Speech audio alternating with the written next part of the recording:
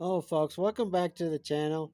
Today I'm going to show you how to remove a fuel tank and replace it from a Honda 828 snowblower. Mine has this project I have here has a big uh, dent in it, so I'm going to replace it.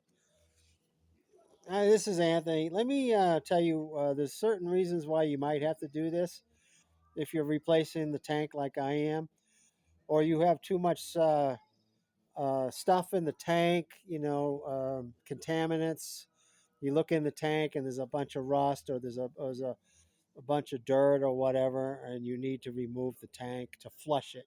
You can't flush it pretty much with the tank installed because the fuel filter is probably going to get clogged. So if you have to replace the fuel filter or the fuel line, or you just want to flush out the tank or get the rust out, it's not too hard.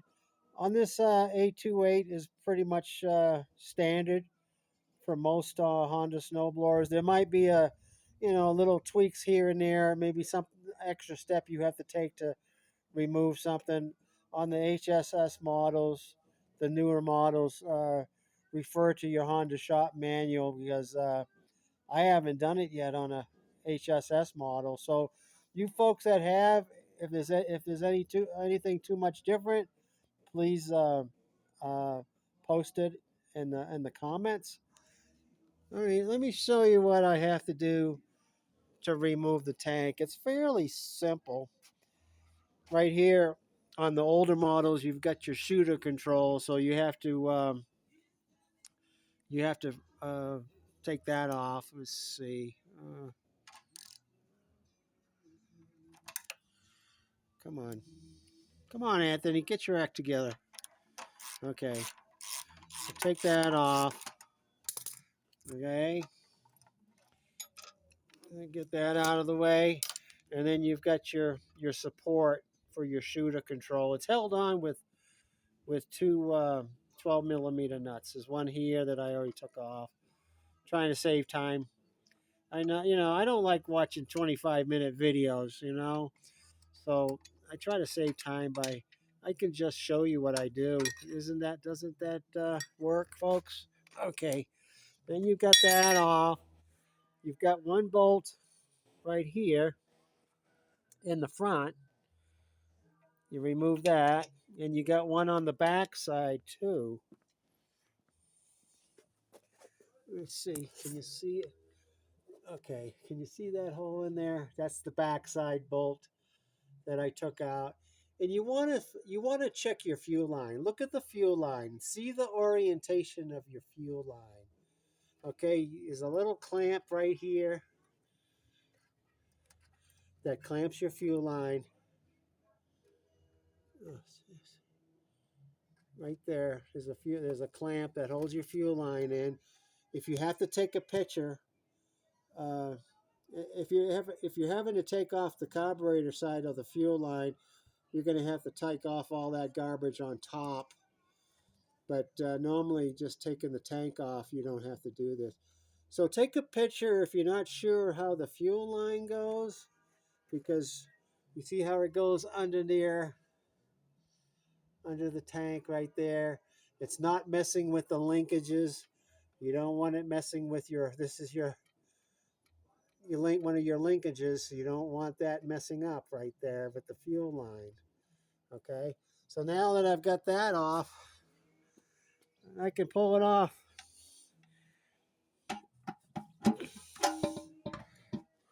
Uh,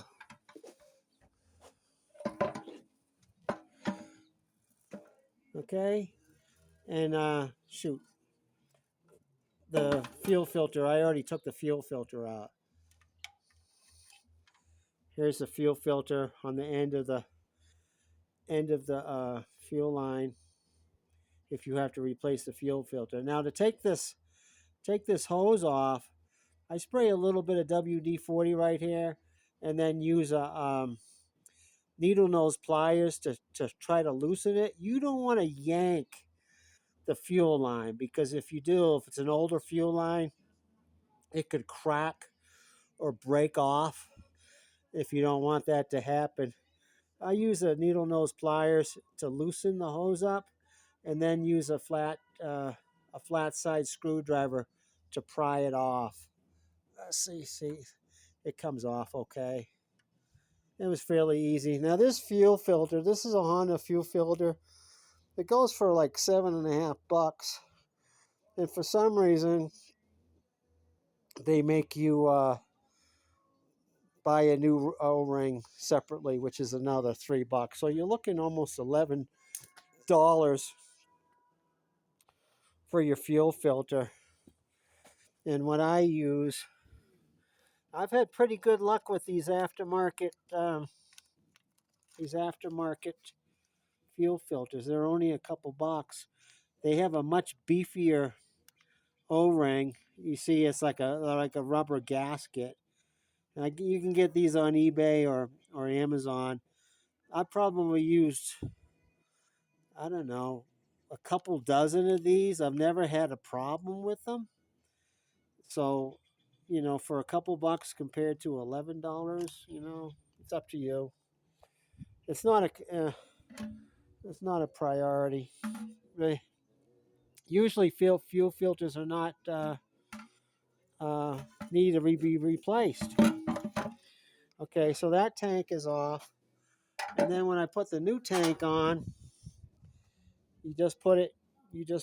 What I do is I put the new filter in. You snug it down. You don't want to make it too tight because it's a 12 millimeter wrench or a socket that you can put over that and tighten it.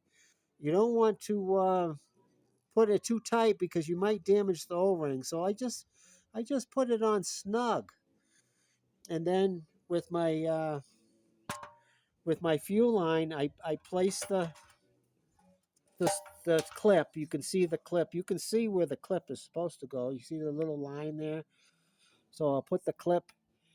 You use some needle nose pliers, and you can move the clip into the slot.